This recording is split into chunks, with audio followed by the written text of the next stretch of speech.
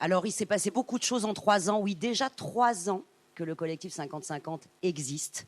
Donc, on va revenir là-dessus. On va faire des bilans, on va faire des débats, des tables rondes sur des sujets cruciaux comme l'éducation à l'image, comme les stéréotypes et évidemment la parité. Et vous qui êtes devant votre écran, sachez que vous pouvez poser des questions. Vous allez nous suivre en direct, poser des questions, voter pour les questions que vous préférez aussi. Soyez collectifs et je porterai votre voix auprès des invités et des intervenants et des intervenantes. Alors, je suis évidemment en présence, là, maintenant, des 3 coprésidentes du collectif 50-50. Sandrine Brouwer, bonjour. Laurence Lascari, bonjour. Bonjour. Et Julie Billy, bonjour. Et vous avez des choses déjà d'emblée à nous dire. Merci Guillemette. Bonjour à tous et à toutes. Pour ces 3e assises du collectif 50-50 pour la parité, l'égalité et la diversité, merci d'être là ce matin par écran interposé pour les uns et en présentiel pour les intervenants de la matinée. En ce jour international de lutte contre les violences faites aux femmes, c'est très beau que nous puissions être ensemble et avoir une pensée pour les combats et pour les victimes. Un immense merci aussi à Jean-Robert Charrier de nous accueillir si chaleureusement en ce magnifique lieu. Vous n'avez pas idée à quel point nous sommes émus d'être ici. Le théâtre de la Porte Saint-Martin est craint de tant d'émotions artistiques. Et merci d'être au rendez-vous derrière vos écrans, puisqu'on vient de nous dire qu'il y avait plus de 600 personnes connectées. Nous n'avions jamais eu cette jauge. Il faut croire que le virtuel a finalement quelques avantages. Nous avons beau être au théâtre de la Porte Saint-Martin, nous ne sommes pas mis en scène par Alain Françon et nos interventions ne sont pas écrites par Thomas Bernard. Nous ne serons pas d'ailleurs aussi scandaleuses qu'il a pu l'être. Mais j'adore vraiment que nous puissions être ici, intercaler nos 2 journées de travail entre 2 spectacles au titre évocateur. Avant la retraite et Le temps de vivre de Camille Chameau. Les changements auxquels nous aspirons n'ont aucune raison d'attendre la retraite et nous voulons les vivre maintenant. La ministre de la Culture a décidé de venir ouvrir les assises et de nous adresser quelques paroles d'encouragement. Madame la ministre. Merci Madame la ministre. Et je redonne la parole donc aux 3 coprésidentes de 50-50. Merci Guillemette. Merci en effet Madame la ministre pour vos mots sur le collectif et d'être venue nous dire bonjour en ce début de journée. Merci de souligner la force du travail collectif et la collaboration avec les pouvoirs publics des mesures que nous avons proposées au fil du temps et de nos ateliers. C'est à cette intersection que nous devons les avancées que vous avez eu la gentillesse de mentionner et d'autres que nous rappellerons dans le bilan un petit peu plus tard ce matin. D'un côté, nous, professionnels, venant du terrain, nos études chiffrées, nos ateliers de travail, des propositions, parfois trop nombreuses pour être toutes accueillies en même temps, et de l'autre, la puissance publique et la possibilité, notamment pour le CNC, de faire évoluer la réglementation et de mettre en œuvre avec toute l'autorité nécessaire, et parfois même de les financer. À sa création, le collectif s'appelant 50-50 pour 2020, en 2020, le collectif avait donc vocation à se dissoudre. L'année était donc hautement symbolique. Nous n'imaginions pas qu'elle serait aussi spéciale. L'année 2020 n'aura vraiment pas tourné rond du tout, et la parité et la diversité non plus. Un chiffre simple, bien que les filles représentent plus de la moitié des effectifs dans les écoles de cinéma, elles sont loin de représenter la moitié des techniciens et des techniciennes dans les équipes de films. Elles sont loin de représenter la moitié des réalisatrices des films produits. En 2019, 76% des films de cinéma ont été réalisés par des hommes et à la télévision, ce sont 88% des œuvres de fiction que les hommes ont réalisées. Ils représentent aussi les 2/3 des temps de parole cumulés dans ces fictions. Les budgets moyens des films ont un différentiel selon que le réalisateur est homme ou femme. 2 millions de moins en moyenne pour les films réalisés par les femmes. Quant aux rémunérations, pour les scénaristes et les réalisateurs, la moyenne des rémunérations des hommes est entre 30 et 40% supérieure à celle des femmes. Chiffre parfaitement sidérant. Demain, Benoît Danard, directeur des études et de la prospective du CNC, nous présentera en avant-première les chiffres clés de l'étude sur la place des femmes dans l'industrie cinématographique mise à jour pour ces assises. Mais on le sait déjà, beaucoup reste à faire. Donc, loin de nous dissoudre en 2020, ce sont 2 matinées denses que nous organisons pour faire le point sur quelques-uns des sujets qui nous rassemblent depuis la création du collectif. Voilà, nous pensions qu'un sprint suffirait, et c'est un marathon doublé d'une course de relais qui se profile. Alors, commençons. Oui, quelques mots pour rappeler notre histoire et notre ADN. À l'automne 2018, l'affaire Weinstein nous saisit, évidemment par l'ampleur des faits, mais aussi par l'incroyable banalité du ping-pong inacceptable auquel on assiste. D'un côté des victimes et de l'autre un délinquant qui compte sur sa toute-puissance pour faire valoir son déni au mépris de toute vérité. L'effondrement du mogul et les nombreux témoignages rendus publics amènent au constat que son pouvoir était la clé de ces délits. Et pour nous, c'est le déclic. Le cœur de notre action sera d'œuvrer urgemment à une meilleure répartition de ce pouvoir et d'attaquer ainsi les causes plutôt que les conséquences. Analyser et attaquer le système. La méthode, elle est assez simple. C'est d'abord, on s'appuie sur des données chiffrées pour comprendre précisément les résistances aux égalités. Ce qui est compté compte. Les chiffres n'ont pas d'opinion et constituent une arme politique permettant la prise de conscience. Ainsi, on travaille avec le CNC, le CSA, le Lab des femmes qui produit des études. On en produit nous-mêmes aussi, qui sont donc toutes disponibles sur notre site internet et que vous pouvez retrouver des chiffres sur les inégalités salariales, sur les salaires, sur la critique. Et on récolte ainsi les données sur les festivals en France et dans le monde suite à la signature de la charte en 2018 au Festival de Cannes. On s'appuie aussi sur une autre méthode qui est l'intelligence collective à travers des ateliers de travail qui regroupent des professionnels. Cette année, malgré le Covid, on a quand même réussi à tenir un atelier un peu moins participatif, mais on remercie à nouveau tous les membres du collectif de participer à cette intelligence collective et de participer avec nous à l'élaboration de nouveaux outils. Et c'est dans ce cadre que nous avons imaginé notre première action à Cannes, la montée des marches des 82 femmes, la charte festival, la charte pour la diversité et l'inclusion, la boîte à outils pour lutter contre les violences. Et puis enfin, c'est une troisième méthode qui est de partager ces constats avec la profession régulièrement, de proposer des chartes qui apportent mobilisation et transparence, parce que la discussion est une arme politique essentielle. Et on la collabore et on la co-élabore avec les pouvoirs publics ou les partenaires concernés. Des mesures correctives, parfois avec incitation financière, parfois sous forme d'engagement. La bonification du fonds de soutien décidé lors des premières assises en constitue un exemple parfait. La ministre a souligné que 34% des films en 2019 ont pu accéder à cette bonification. Or, lorsque nous l'avons imaginé avec Frédéric Bredin, Françoise Pams, Oda Caribonnerie et Xavier Lardou, la simulation faite à l'automne 2018 indiquait que seuls 15% des films de 2017, beaucoup d'années dis donc, auraient pu y accéder. Opérationnel depuis le 1er janvier 2019, le nombre de films qui ont pu en bénéficier était de 22%. Et on vient de découvrir ce chiffre de 34%. Donc ça veut dire qu'une cinquantaine de films qui ont fait l'effort de choisir une femme pour certaines fonctions de chef de poste dans leurs équipes ont fait donc un effort pour accéder à cette incitation et ce bonus. Pour nous, c'est une mesure exemplaire, une incitation non contraignante et des techniciennes qui fissurent leur plafond de verre. Un autre exemple très important, c'est la décision de Delphine Ernotte d'instaurer un quota minimal de 30% d'œuvres audiovisuelles réalisées par des femmes pour faire du taux dont parlait Sandrine de 88% d'œuvres réalisées par des hommes un mauvais souvenir. Comme le rappelle Elie Wiesel, qui ne s'élève tombe et qui ne s'améliore se diminue.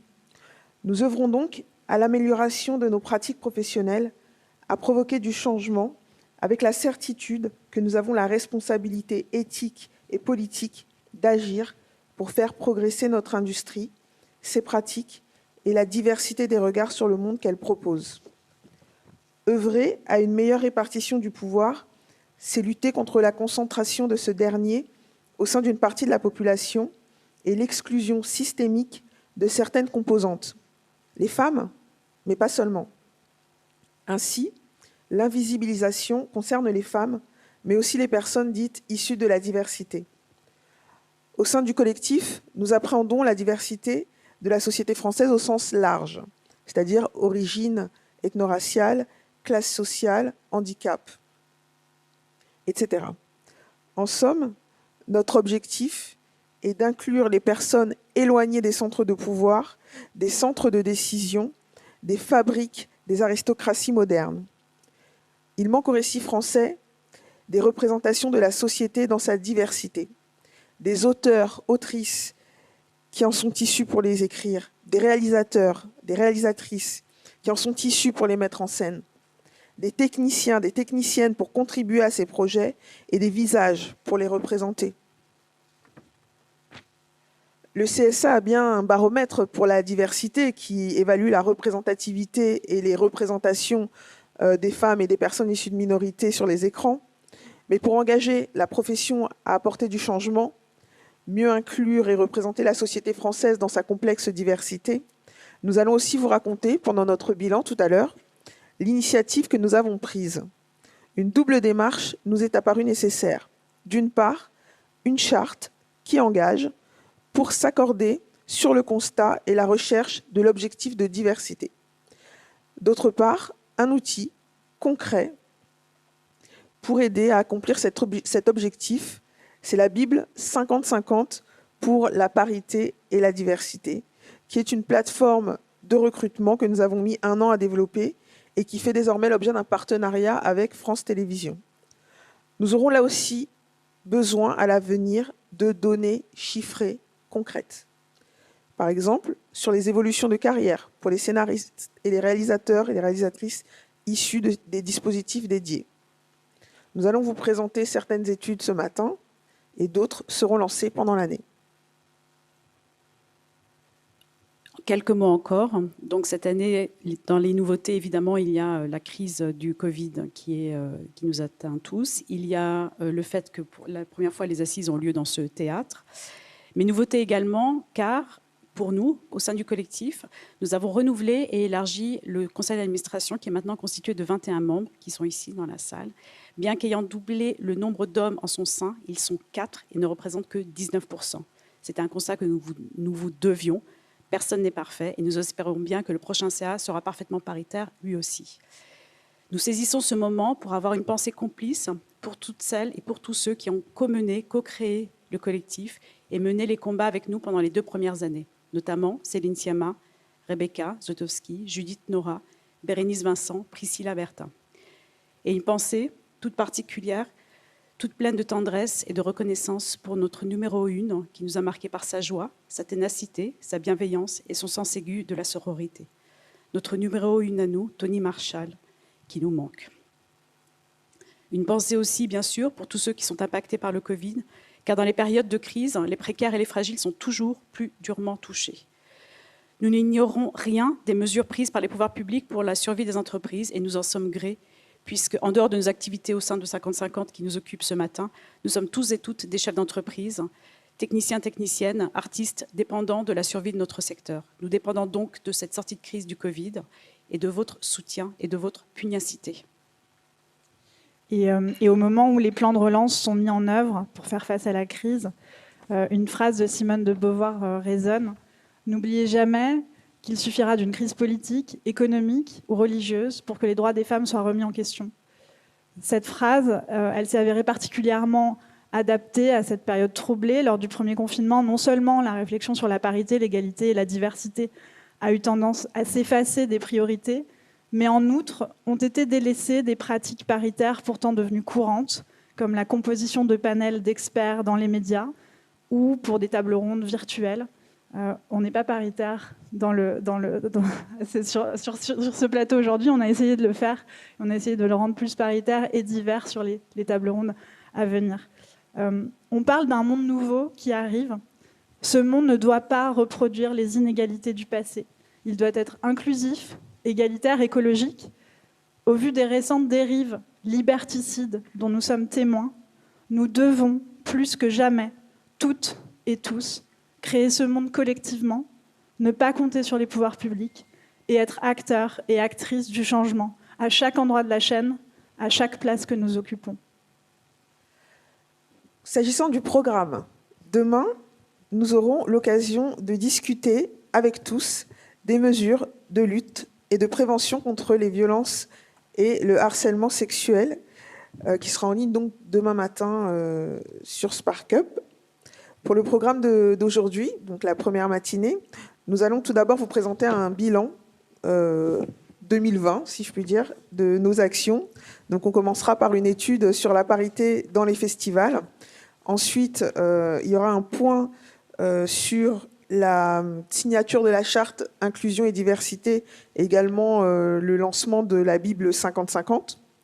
Nous vous proposerons également les résultats d'une étude sur les représentations, puisque nous avons fait passer le test de Bechdel aux 50 films les mieux financés.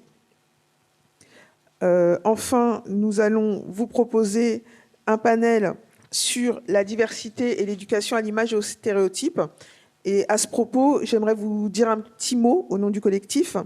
C'est que la France peut s'enorgueillir d'être l'un des pays au monde qui dispose d'un grand nombre de dispositifs d'éducation à l'image. Il y aura d'ailleurs demain et après-demain les rencontres de passeurs d'images au CNC.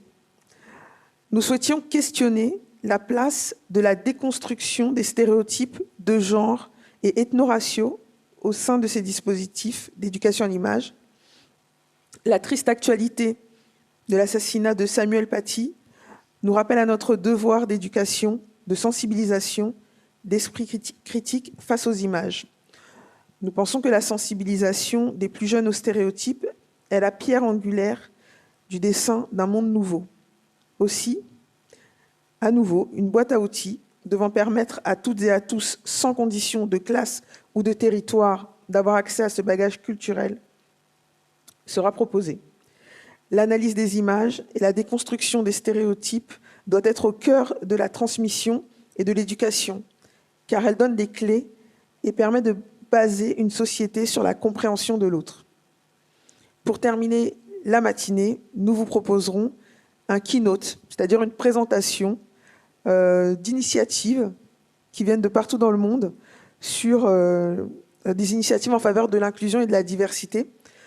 On espère que ces initiatives vous étonneront, mais surtout qu'elles vous inspireront. Merci à vous trois. Alors, comme vous l'avez rappelé, il existe, grâce à vous, grâce à la création de 50-50, une charte pour la parité dans les festivals. Et on va prendre des nouvelles. On va prendre des nouvelles de cette charte de par le monde et en France et de sa signature par tous les festivals. Donc, merci beaucoup. Et donc, j'appelle...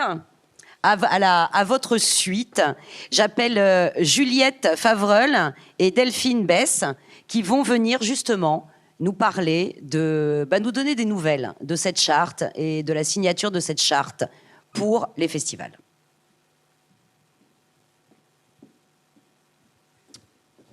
Bonjour. Bonjour. Et bonjour. Alors, où en est-on ?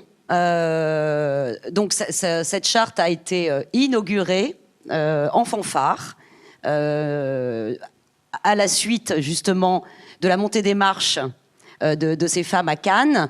Et le lendemain était signée cette charte par les délégués généraux des différentes sélections cannoises. Et puis, ça s'est essaimé petit à petit en France et dans le monde. Alors, où en est-on ? Combien de festivals signataires ?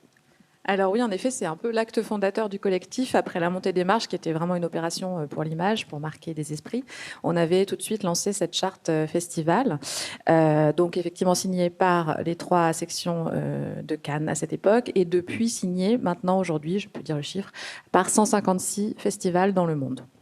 Donc un chiffre quand même plutôt impressionnant. Donc cette charte, en fait, elle est reposée sur 2 principes vraiment qui étaient l'idée de transparence et de responsabilisation des festivals, qui à cette époque, enfin encore en 2018 ça allait un peu mieux, mais pendant longtemps se sont un peu cachés derrière le fait qu'ils étaient le bout de la chaîne pour se cacher un peu derrière leurs responsabilités lorsqu'il s'agissait de sélectionner des films un peu plus divers et variés que ce qu'ils sélectionnent jusqu'à maintenant. Et donc la charte en fait prévoit 3 engagements. Je rappelle pour ceux qui n'ont pas suivi depuis le début, parce que je l'ai beaucoup répété. Donc les 3 engagements, c'était d'abord de genrer les statistiques de telle sorte qu'on puisse avoir la proportion de femmes réalisatrices parmi les films soumis et la proportion de films de réalisatrices parmi les films sélectionnés in fine, ce qui était un chiffre auquel on n'avait pas accès jusqu'à présent. Et puis, effectivement, d'aller vers plus de parité dans les instances d'abord de sélection, donc que les comités de sélection soient rendus transparents, puisque ce n'était pas le cas du Festival de Cannes à l'époque, et plus paritaires. Et de la même façon pour les conseils d'administration et comités de direction. Alors là, on n'exige pas la parité, mais en tout cas, de s'engager à rendre plus paritaires ces organismes dans les années à venir. Donc ça, ce sont les 3 engagements qui ont été pris par ces 156 festivals. Et je vais vous faire un tout petit point aussi comparatif, puisque c'est le 2e point d'étape sur la charte. Donc on est en 2020. En 2019, on avait déjà dévoilé les premiers chiffres. Donc je vais vous faire un petit point sur l'évolution. Je vous informe que les documents relatifs aux chiffres 2020 sont disponibles sur SparkUp, donc vous pouvez les consulter à votre guise. Les chiffres 2019, eux, sont toujours disponibles sur notre site, donc vous pourrez à tout loisir, vous aussi, faire les comparaisons qui vous intéressent. Donc aujourd'hui, on est à 156 festivals signataires. On était à 119 en 2019. Donc globalement, c'est des chiffres plutôt réjouissants parce que la part des femmes est en hausse à tous les postes. Donc je vous fais le petit point. Direction artistique, en 2020, on compte 56% de femmes au poste de directrice artistique, contre seulement 37% en 2019. Alors ce n'est pas parce que tous les festivals ont viré leur directeur artistique et embauché une femme à la place, mais c'est parce qu'il y a plus de signataires, évidemment, parmi lesquels beaucoup de festivals français qui sont aussi souvent des manifestations un peu plus petites, parce que quand on va faire un point sur les gros festivals, vous allez voir que c'est beaucoup moins réjouissant. Au niveau des comités de sélection, 59% de femmes contre 56% en 2019. Donc là, on est même en majorité sur des comités de sélection majoritairement féminins. Et enfin, dans les postes de direction, donc on considère essentiellement les conseils d'administration quand il y en a, on est à 53% de femmes en 2020 contre seulement 42% en 2019. Donc là encore, on est sur une progression. En tout cas, alors après, voilà, pareil, il faut aussi se rappeler que ce sont les festivals qui ont signé la charte, donc qui sont évidemment un peu conscientisés et qui signent aussi en ayant conscience de leur propre force sur ce point. Et on peut faire un petit point aussi sur la France que Juliette va vous présenter. Sur la répartition, surtout géographique des signataires, on s'aperçoit qu'il y a une écrasante majorité d'Européens, puisqu'on est à 137 festivals européens sur 156. Bon, il y en a beaucoup en France, par le fait de beaucoup de petits festivals et aussi de festivals majeurs, mais l'essentiel est en France, et très peu en Asie. C'est là où on en perd quand même beaucoup, et pas énormément en Amérique du Sud. Le nombre de signataires français a grimpé, donc on est passé de 60 à 89 signataires. Et ça s'explique en partie par le CNC qui a imposé de conditionner ces aides à la signature de la charte. Donc très rapidement, à ce moment-là, beaucoup plus de festivals ont signé. Donc on voit que la France est plutôt la bonne élève, même si beaucoup de petits festivals l'ont signé, donc ça rend le chiffre plus important, mais on est bon. On est pas mal. On est pas mal. Sur la direction artistique, il y avait 59% de femmes en 2020 contre 36% en 2019. Sur la sélection, on avait 58% de femmes en 2020 contre 51% en 2019. Et à la direction, on a 49% de femmes en 2020 contre 45% en 2019. Donc, globalement, du point de vue des festivals, on a atteint la parité. On va aller chercher la diversité. Delphine va vous en parler. Mais globalement, on a rendu transparent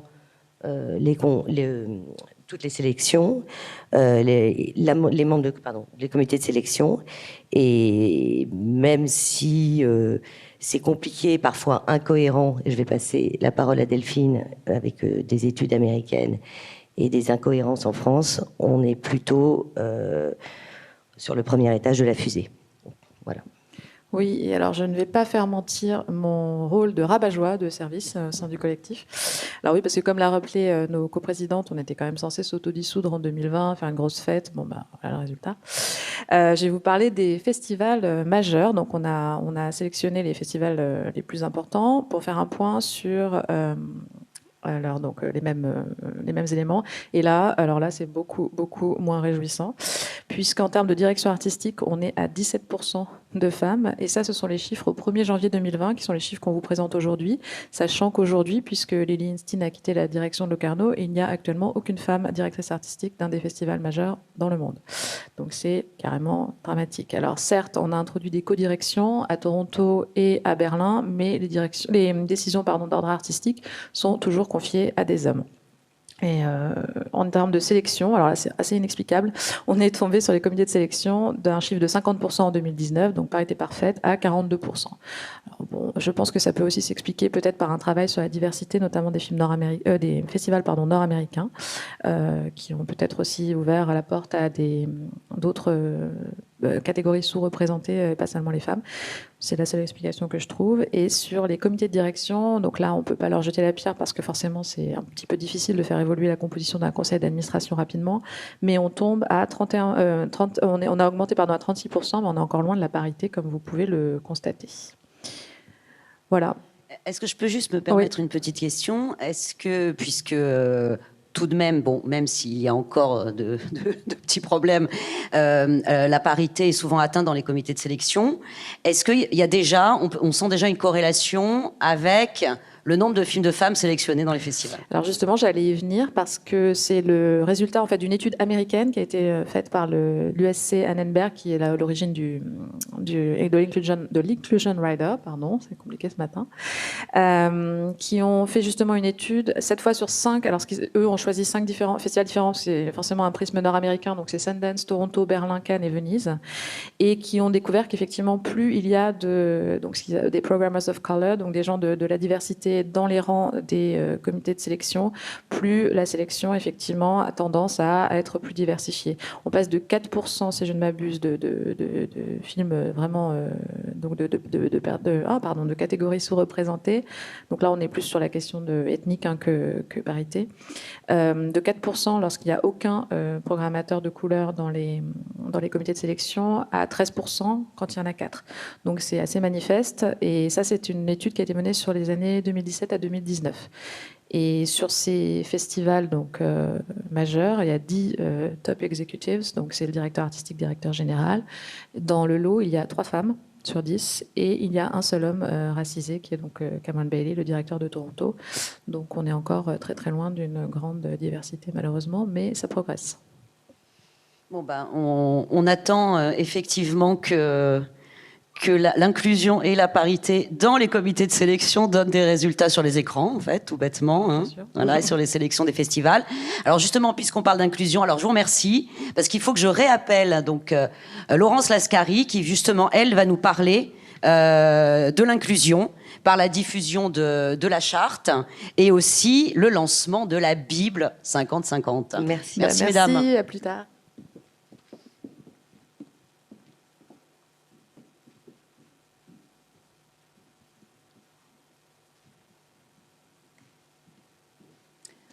Rebonjour Laurence Lascari. Rebonjour Guillemette.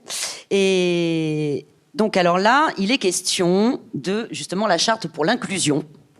C'est ça. Qui est maintenant en partenariat avec France 3. France Télévisions, le Pardon, groupe. pourquoi j'ai dit Carrément France 3 France Télévisions. Voilà, tout à fait. Alors des nouvelles de cette charte et surtout la mise en place de cette Bible qui va être un outil de travail fabuleux. Effectivement, donc on a lancé la charte il y a 1 an à l'occasion des assises du collectif. C'est un moment qu'on a voulu solennel, puisque c'est différentes organisations professionnelles qui ont décidé de s'engager à nos côtés en faveur de la diversité et de l'inclusion à tous les stades de la production. Et la charte, pour rappel, elle consiste en 3 engagements. Donc le premier, ça concerne la formation et l'idée est de faire appel à des associations spécialisées sur la thématique de l'inclusion et de la diversité, telles que l'association Mille Visages. On travaille aussi avec la Fondation Culture et Diversité. Ça peut être aussi des missions locales. Enfin, l'idée, c'est d'avoir le spectre le plus large possible. Et donc, les signataires s'engagent, quand ils ont des stagiaires à recruter, à faire appel à ces organisations-là pour pouvoir sourcer des personnes qui sont éloignées de nos métiers. Le deuxième engagement, qui fait un peu sourire, c'est l'engagement à ne pas discriminer. Ça tombe bien puisque c'est la loi, mais ça valait la peine de le rappeler. Et enfin, le troisième engagement, c'est devant la caméra. L'objectif est de faire appel à des castings diversifiés dans les rôles principaux, mais aussi pour les figurants et les silhouettes, de sorte à ce que nos écrans reflètent davantage la société française. Et j'ajoute, parce qu'on aime bien le rappeler, dans le respect de la liberté de création.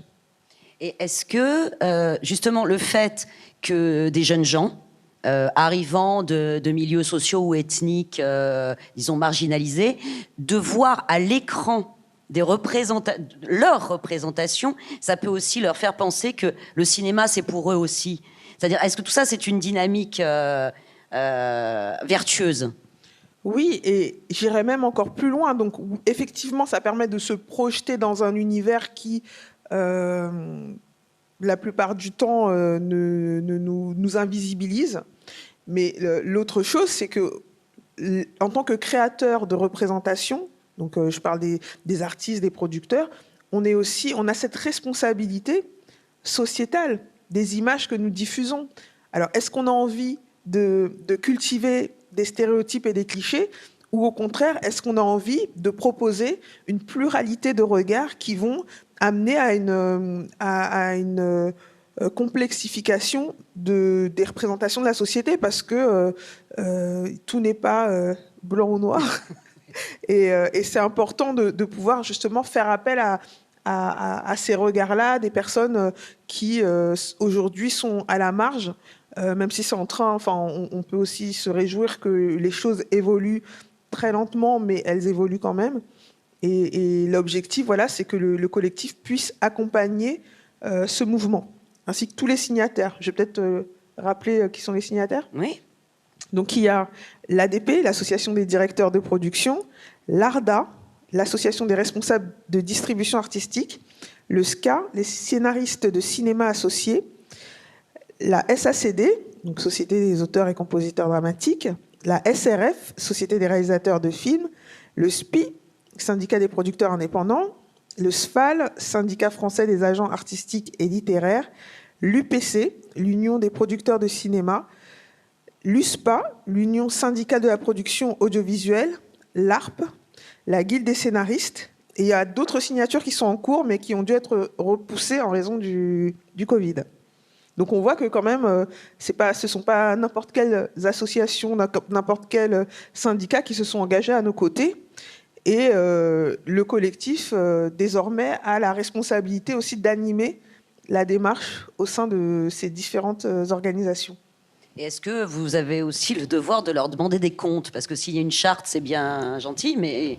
Alors oui, la charte qui d'ailleurs est disponible sur SparkUp demande aux signataires aussi de mettre en place les moyens de pouvoir évaluer les actions et l'atteinte de résultats.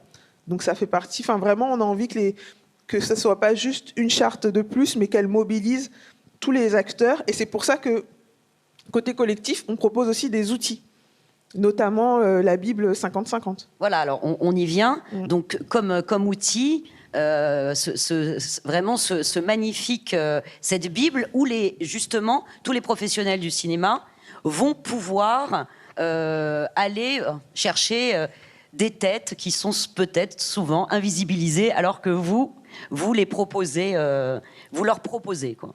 Voilà, c'est ça le but de la Bible 50-50, donc c'est Bible 50-50 en chiffres.fr, c'est de combler le manque de parité et de diversité dans les équipes de techniciens, mais aussi dans les équipes artistiques. Et en fait, il s'agit d'un annuaire en ligne qui va... c'est le plus beau des ouzous.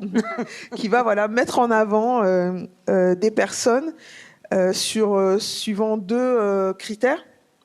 Donc, le premier, c'est une condition d'expérience. Donc, on va demander aux personnes qui ont envie d'être référencées, qui ont envie d'être visibles, d'avoir travaillé au moins sur 2 projets qui ont soit reçu un visa du CNC, soit qui ont été diffusés en festival, en chaîne de télévision ou sur une plateforme type VOD, SVOD.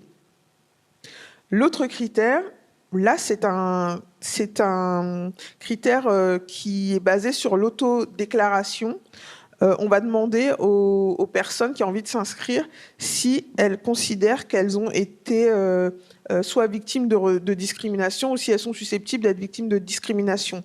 Et pour les critères, on a utilisé ceux du défenseur des droits, donc l'âge, le sexe, l'origine, l'appartenance ou la non-appartenance vraie ou supposée à une ethnie, une nation ou une prétendue race, le handicap, l'orientation sexuelle, l'identité de genre ou encore le lieu de résidence.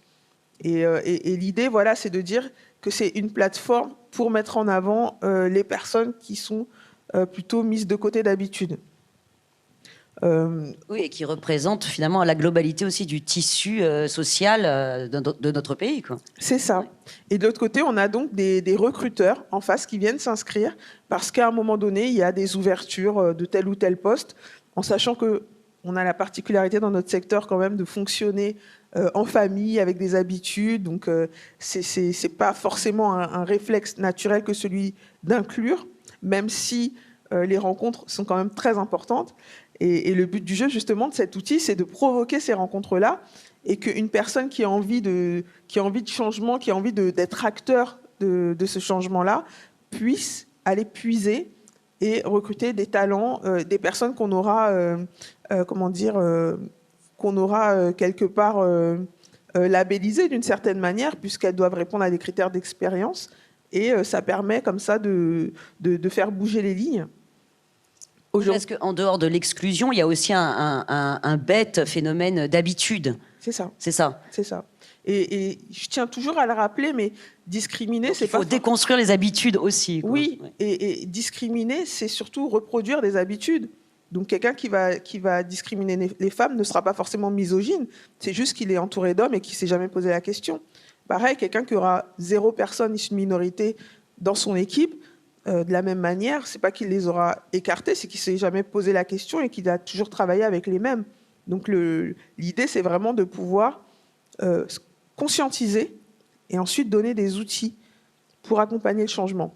Et un autre outil dont j'aimerais aussi parler, c'est le mentorat que nous proposons, puisque donc ça, c'était un grand projet de cette année, un événement national, faire venir 400 jeunes de toute la France, c'était au mois de juin.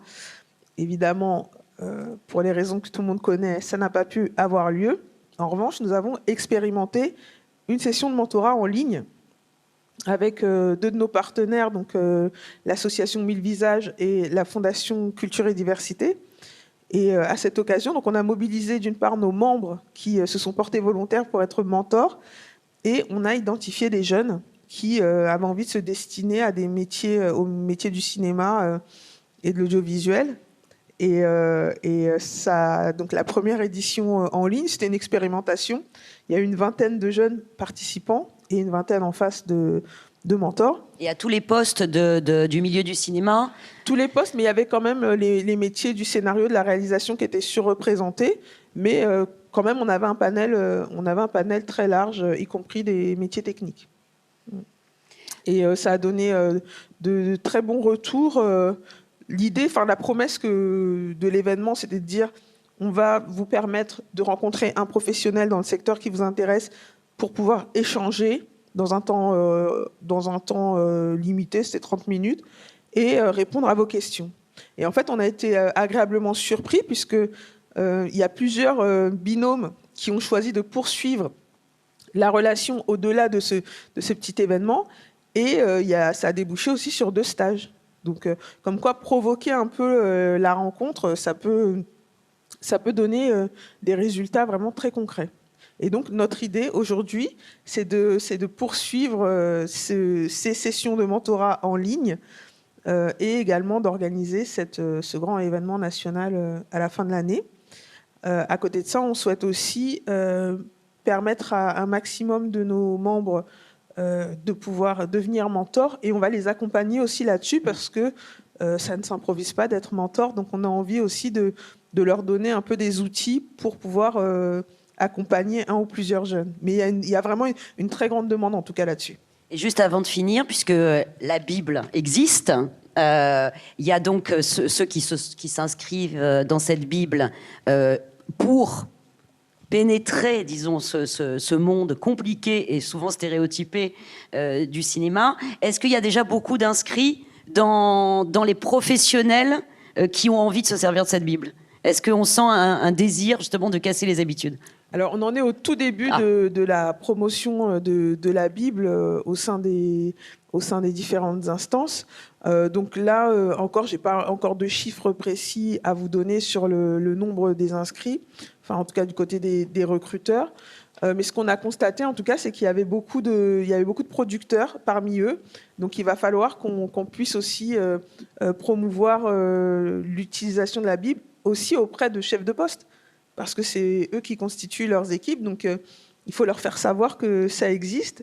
Et c'est d'ailleurs ce qu'on a prévu pour 2021, dans le cadre de la promotion de la Bible, c'est aussi d'aller sur le terrain, donc rencontrer des professionnels en région, participer à des événements, si événements il y a, dans le cadre de festivals ou autres, et poursuivre aussi le travail auprès des signataires pour les encourager à promouvoir la Bible en interne et à l'utiliser davantage. Et parmi les 2 autres chantiers, donc il y a la poursuite du travail de mentorat, ça je l'ai dit, et puis également augmenter le nombre d'associations référencées sur le site pour pouvoir arriver à une véritable exhaustivité et faire en sorte que, quel que soit l'endroit où on se trouve en France, si on a envie de faire appel à une association, si on a envie de travailler avec des jeunes issus de milieux, soit de politique de la ville ou de la diversité, qu'on puisse le faire. Bon, alors, ça passionne nos spectateurs devant leur écran. Donc, j'ai 2 questions. Alors, d'abord, les comédiens sont-ils aussi référencés dans cette Bible? Alors, malheureusement, les comédiens ne sont pas référencés dans la Bible, mais c'est un chantier. Pour 2021, on essaie de s'attaquer à tous nos dossiers les uns après les autres, mais ça nous a été déjà signifié et c'est quelque chose qu'on a envie de mettre en avant aussi. La Bible aura un nouveau chapitre. C'est ça, un nouvel évangile. Et comment participer à cette initiative de mentorat? Alors, c'est très simple. Manifestez-vous. Déjà, est-ce qu'il faut être, j'imagine, je ne sais pas si la personne qui pose cette question est déjà membre du collectif 50-50 ou pas. Est-ce qu'il faut être membre du collectif ou pas forcément? Pas nécessairement. Pas nécessairement. C'est très simple. Il suffit de nous écrire. Donc, vous pouvez écrire à Fanny au collectif 50-50, tout simplement, ou via nos réseaux sociaux aussi. On a une page Facebook. Enfin, voilà, vous pouvez nous contacter et puis on sera ravis de vous proposer de participer à une des prochaines sessions. Si on ne vous contacte pas tout de suite, ne soyez pas inquiets. C'est juste que parfois, certains métiers sont surreprésentés. Donc, on essaye de diversifier les groupes. Oh, mais en tout cas, voilà, cette question fait plaisir. Il y a donc des initiatives totalement libres là, qui ont l'air aussi de se mettre en place. Donc c'est la force du collectif. C'est la force du collectif, exactement.